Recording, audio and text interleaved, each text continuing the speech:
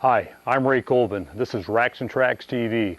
This show is about the real world and real people. If you're looking for Hollywood, this isn't the show for you. If it happens out there, you will see it on here. We don't hunt high fences.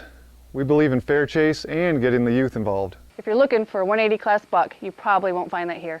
Remember, we do live in Michigan. We hope you enjoy today's show.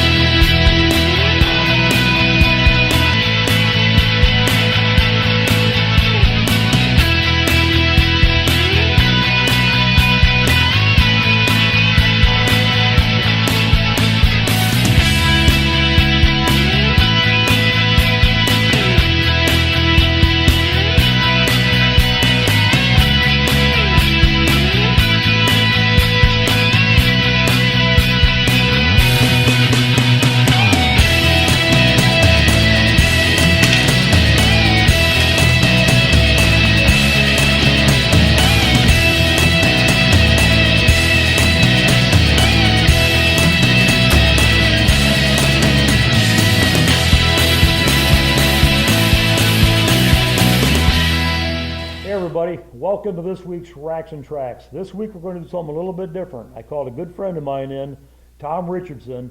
He's a master deer caller. This guy has been calling deers for 38 years. I've been to some of his seminars, and I'll tell you what, you are not going to want to miss this show. This guy is good at what he does. Thank you. Tom, nice Hey, how are you? again, Good seeing you again, buddy. Really It's been a while. Yes, it has been. About that time of year, too. Leaves are turning, getting a little colder at night. I see some deer moving.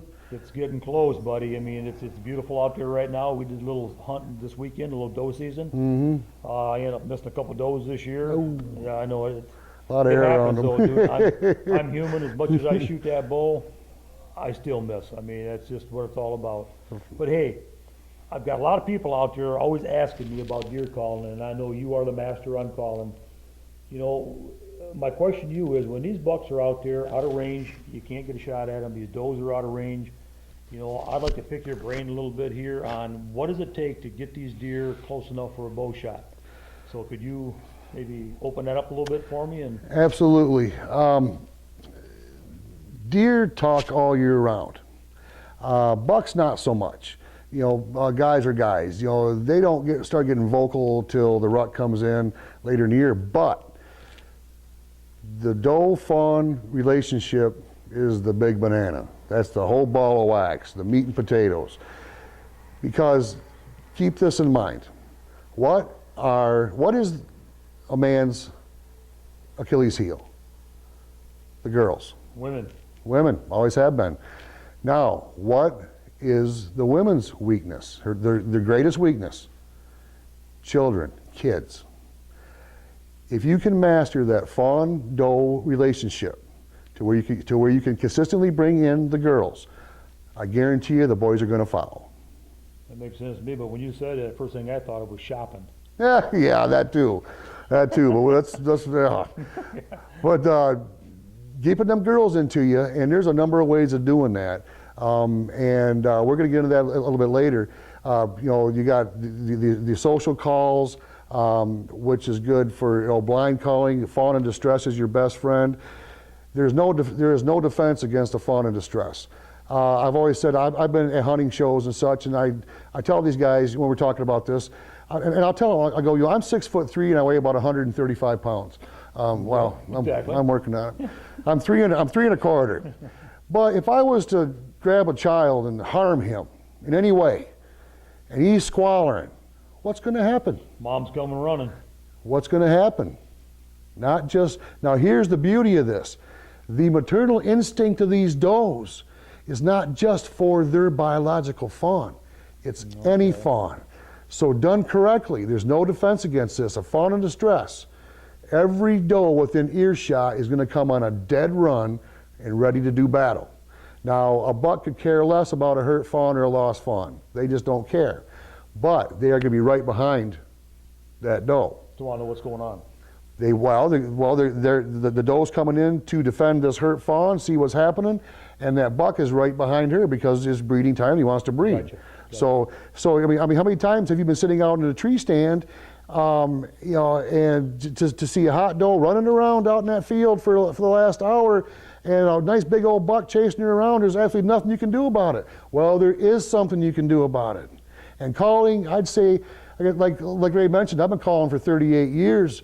Probably 95% of the deer I put an arrow in, I've called in, because 2 yards out of range is 2 yards out of range. Mm-hmm. Exactly. It might as well be 2 miles. You know, maybe we can all go out back and finish this up out there, because, you know, it's about that time of year. I'll give a few demonstrations on some of the calling I use, because with calling, it's the emotion, the volume, the intensity, and the duration of the call, with duration being the key. The longer the call will convey what you're trying to say. And I'll show you how I've been calling in deer. I can call in deer with a pocket full of rocks. That's impressive. I do it all the time. A pocket full of rocks. Pocket full of rocks. I'm anxious to learn that. I could get rocks anywhere. Yeah, rocks are cheap. Yeah. But yeah, so if you want to take a step Let's outside, do that. Let's yeah. take a run outside. And while we're getting ready, let's take a quick commercial break, and we'll meet you guys outside. This portion of the show has been brought to you by Vanderhart Auto Service Repair, ASE Master Auto Technician, specializing in full service from tune-ups to transmission overhauls. Love in the Name of Christ, a national and local movement helping churches help people with more than a handout, with a hand up. Specialized Demolition has been in the demolition, excavating, and environmental field since 2001. We are staffed with demolition, excavating, and environmental professionals and are equipped with the latest technology to handle any demolition, excavating, or environmental need you may have. Our greatest commitment is to please the customer and do everything possible to ensure their project is done safely and on schedule. Give Specialized Demolition a call for a free estimate.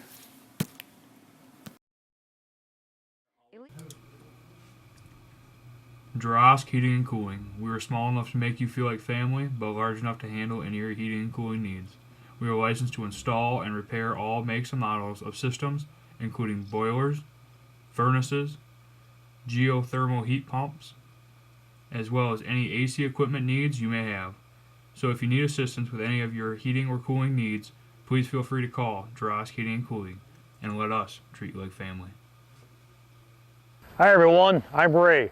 You're looking to get your house remodeled this year, maybe new windows, maybe a new kitchen, a deck, a roof, the people to call, Cardinal, 827-1200. They're also running a great special right now on windows. Give these guys a call, let them know that Racks and Tracks sent you. Cardinal Remodeling Design does anything from unattached garages to composite decking, all the way to basement escape windows and anything in between. So give them a call with your next remodeling idea. Long Range Archery has expanded their archery expertise and inventory to the wonderful town of Holland, Michigan. As well as their original location in Twin Lake, Michigan, they carry over 15 major bow and crossbow brands with sights, rests, quivers, arrows, bow fishing equipment, turkey hunting supplies, license sales, and even a full archery bow and crossbow repair center. They've got your bases covered. So come on into either the Twin Lake or Holland location and check out the unbelievable selection and top-notch service.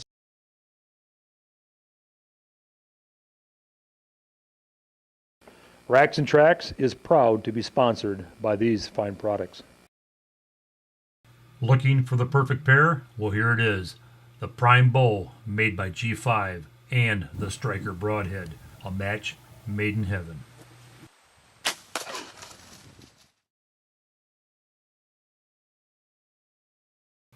I take my scent control very seriously. That's why I use Scent Lock. It gives me the confidence I need to get close enough to make the shot.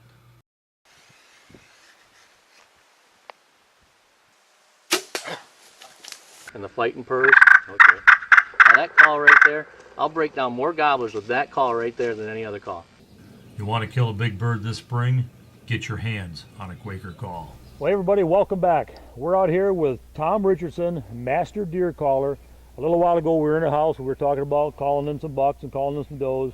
We come out here on the back property, and he's going to give us a demonstration on what do we need to do if that doe or buck is out of range? How do we get that thing in? And show us some of your techniques, if you could, Tom. Okay.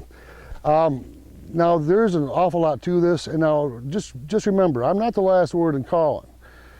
I'm going to open the door for you, and you can incorporate, you know, what I'm saying to you. I'm going to give you the basic outline and stuff I do that I've kind of developed, because the deer taught me. Everything you're going to see, I actually seen in the woods first, made by animals doing this. And I kind of built on it a little bit, added some of my own stuff in there.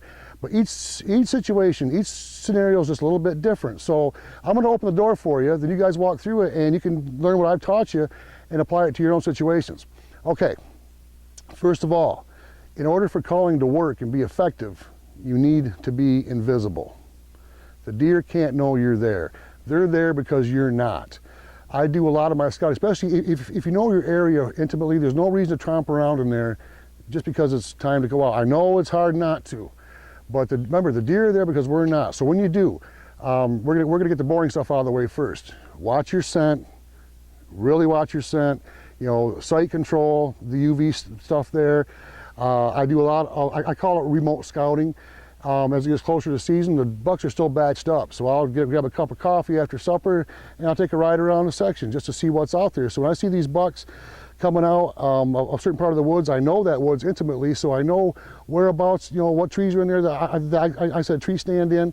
I'll drive around the section after a rain or snow and cut tracks coming across the road. There's a lot of times that the deer I kill, I won't even see them until the day I kill them. I'll cut a track across the road, you know, a big track, figure out the bedding area, where he's coming from, more importantly, where he's going and why. I try to pattern that deer without being made. I don't want him to know I'm there. When I'm actually going out hunting, okay, what's the noisiest animal in the woods? Turkeys and squirrels. Well, we start with turkeys. Now, turkeys are the guardian of the woods. They may not be the smartest animal out there, but they're the sharpest. Nothing gets by a turkey. Their senses are uncanny. And deer know this. Now, if you happen to notice a lot of times when you're in a tree stand, pay special attention to those flocks of birds walking by, especially at night, because I've killed some really nice deer, really nice bucks that are actually walking with those turkeys because nothing gets by a bird. Now, turkey sounds being the noisiest animal in the woods, as long as the deer don't see me, this works fine. Again, I know pretty much where the bucks are bedded, where the deer are at. I'll come in downwind, and before I go in the woods, especially when the leaves are all crunchy,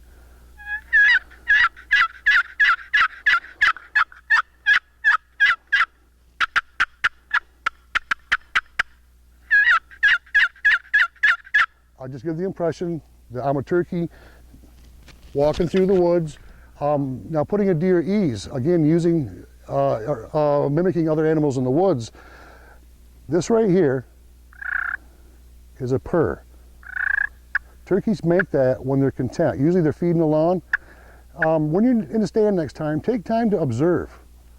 Listen to those squirrels and what they're doing and the sounds they're making. Watch those turkeys, what they're doing and the sounds they're making. Feeding along. I've had deer get nervous on me before for whatever reason. I've been walking through the woods and spotted deer, dropped down to one knee. You know, they heard me, but they didn't see me.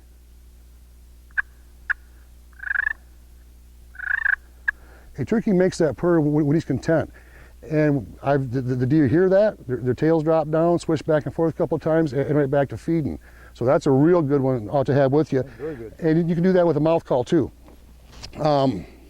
Now, this guy here, I use two different ways. Again, if I'm just going to be walking into the woods, the leaves are crunchy, you say you're running late after work. Now this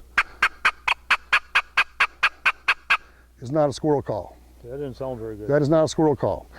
And my point is, you got to sound like the animal that you're trying to imitate, or you're going to be doing more harm than good.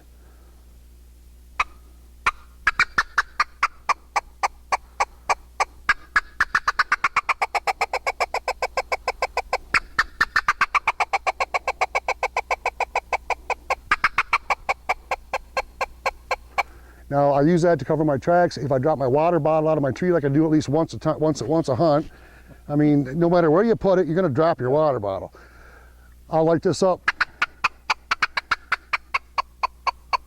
just to give whatever's out there the impression it was just a squirrel messing around. I can also use this as a deer call. Pocket full of stones, like I mentioned earlier. When you're calling blind, you know, because a lot of times we're sitting up there and we're not seeing anything, you know, so it's not going to hurt. I've never called in the big ones yet. I called in a bunch of does, fawns, younger bucks. But remember, where the girls are, the boys are going to be. So I'll light this up.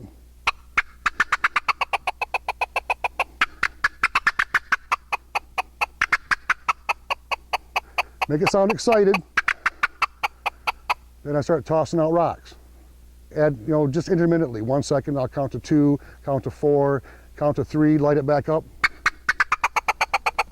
Then I'll throw a little handful out. That gives the impression of acorns falling. And acorns are deer's favorite food. Food for deer. So yeah, so I've had them come trotting right in with their heads down. And remember, where the girls are, the boys are going to be. Or if you want to fill your freezer, game over, good to go. But they get surprised when they walk in there and find a bunch of rocks. They get pretty surprised when they find some rocks underground, no acorns. Yeah. It's best to set up in an acorn tree, Exactly. you know, or somewhere where there's a stand of oaks. And remember, deer like the white oaks a little better than the red ones. They will eat the red ones, but they prefer the white ones first. Oh, these are my push buttons. For guys, for the turkey calls again. For guys that haven't mastered the turkey calls, you know, these are, I can imitate 2 birds. That works too. Don't go anywhere. We're going to take a quick look at our sponsors. Just got my truck serviced by Denoyer Chevrolet. That gives me the confidence to get back into the backcountry. Get your truck down, get it serviced at Denoyer's. At Inferno Tech, we've got you covered. The Inferno Element Protection System by Inferno Tech, featuring real tree camouflage and Thinsulate brand ultra insulation from 3M. The convenience of a backpack with the warmth and protection of a full body system. Innovative, easy to use, scent controlled, weather resistant, quiet, and guaranteed to negative 25 degrees Fahrenheit.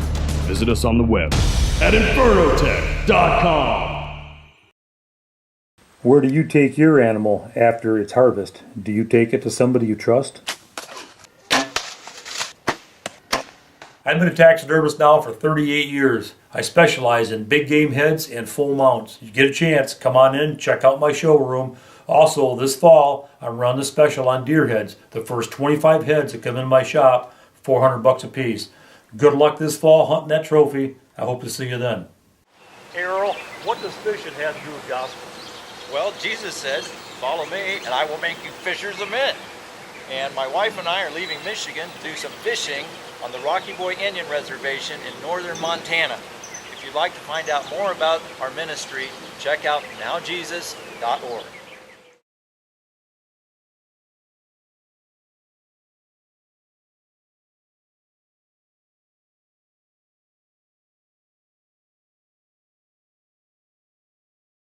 Racks and Tracks is proud to be sponsored by these fine products. You'll never second guess your shot placement again. Shoot Luminoc. You'll always know where your arrow goes.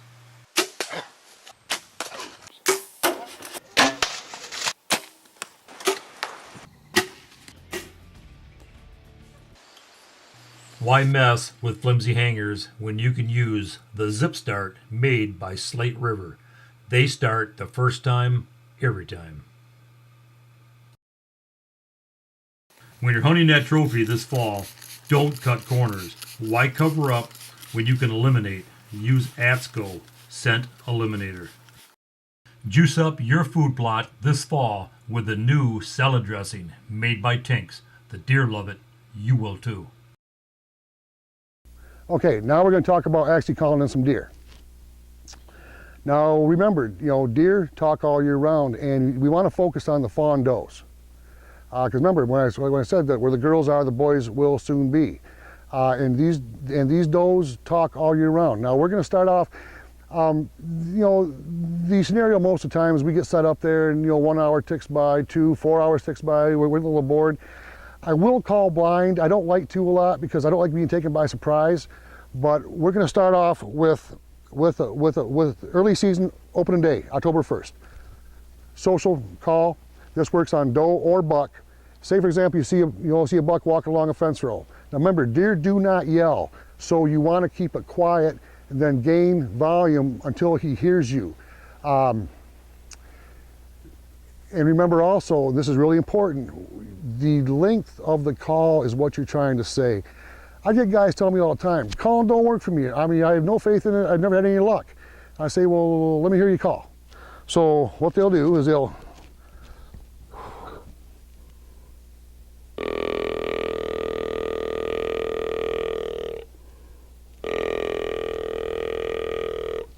well, nothing's going to come to that. Something's back here getting killed. That's a death moan. That just sounds gnarly. I wouldn't come to that either. Long drawn out grunt usually, and guys, I'm sure that you've heard that noise after you arrow a deer, it'll brrrr. So remember, the duration of the call is what gets your point across. So back to the buck walking along the fence row. I'll grab a lighter doe call, doe grunt, with a 1 second burst, not 3, 1. Now he'll snap his head around and look. If he didn't hear you. Hit him just a little bit louder, a little more intense. He'll snap his head around and look. Okay, he heard you. The call did its job. Now read his body language. See what he's doing. Half the time, 6 times out of 10, he'll drop his head and start feeding into you because this is still really early season. Nothing's really happening yet. So they're just looking to see who's in their area. And deer know who's in their area. Deer know the other deer that's in their area. If that doesn't work, I'll hit him twice usually. Read his body language. If you want to hit him again, go ahead. Personally, I wait because chances are what he's going to do is he's going to circle around behind you and try to wind you. Now, those squirrels that were running around before, when you're calling this deer, keep in mind that that might not be that squirrel you hear anymore. Because more than once I've turned around and looked back down here, only to see a buck looking up at me that I didn't even know was behind me. I've called in multiple bucks on numerous occasions. I mean, that's always fun, but keep in mind that these things can move absolutely quiet. You're watching this one and this one here sneaks up on you. You're all focused on this guy over here, and you've been hearing squirrels and woods noises, but just be aware that when you're making these calls, that there's deer that are out of sight that you didn't know was there could be coming into it. So you always want to be watching. As we progress in season, now when you're up in your stand too, listen to those does. A lot of guys, they get in a hurry and they want to kill just as fast as they can. But like I said before, the deer taught me how to call by just observing and listening to them. So maybe for a couple of days, even during the summertime, go out and listen. Watch what they're doing when they're making that noise. Now, the beacon call. I'll use this when nothing's going on and I want to call in some does either to fill the freezer or try to lure in bucks later. If you watch these does, about every 45 seconds to a minute, minute and a half, you'll hear them go.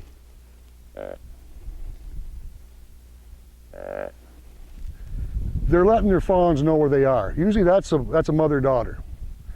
They're actually talking to their fawns, letting them know where they are, because the fawns aren't paying any attention. Their kids are playing around. They're wandering. Now, if you ever looked up and they watch the fawn, they look up and see mama's gone, they kind of panic.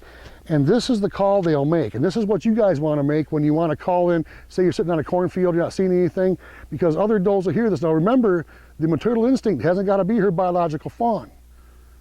It can be any fawn in trouble, they're going to come. Now there's a tail at the end of this call. It's not just a straight grunt. The word blue in our language, I blew a tire, I feel blue, the color blue, the wind blue, is pronounced exactly the same with a totally different meaning. It's the same thing here. So that's a perfect example is that grunt. The duration with that contact grunt, the 1 second burst versus the 8 second drawn out call, same tone, same call, totally different meaning. One's hi, how are you? And the other one's, I'm coming to you, Ethel, because I'm dying. That's what it is. So anyway, that fawn looks up.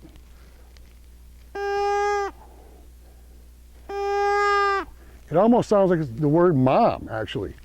And when that doe answers that baby, there'll be a tail at the end of that one too.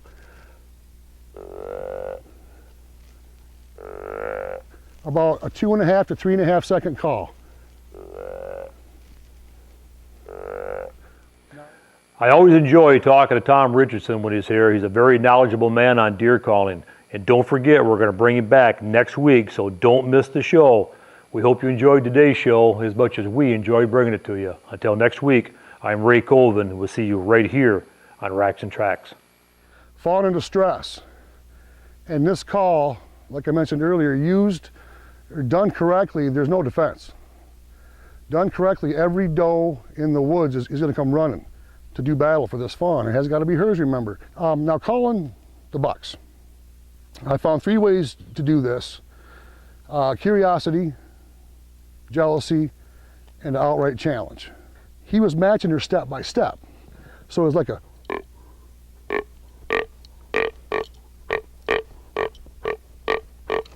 the bucks will hear this and they'll come in to investigate.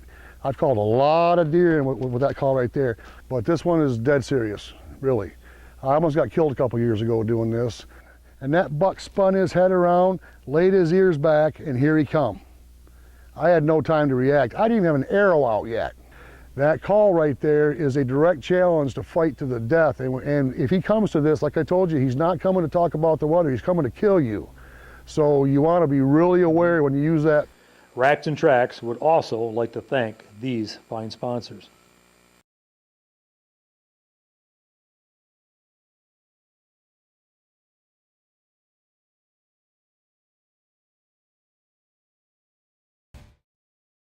Racks and Tracks has been brought to you by Now Jesus Ministries.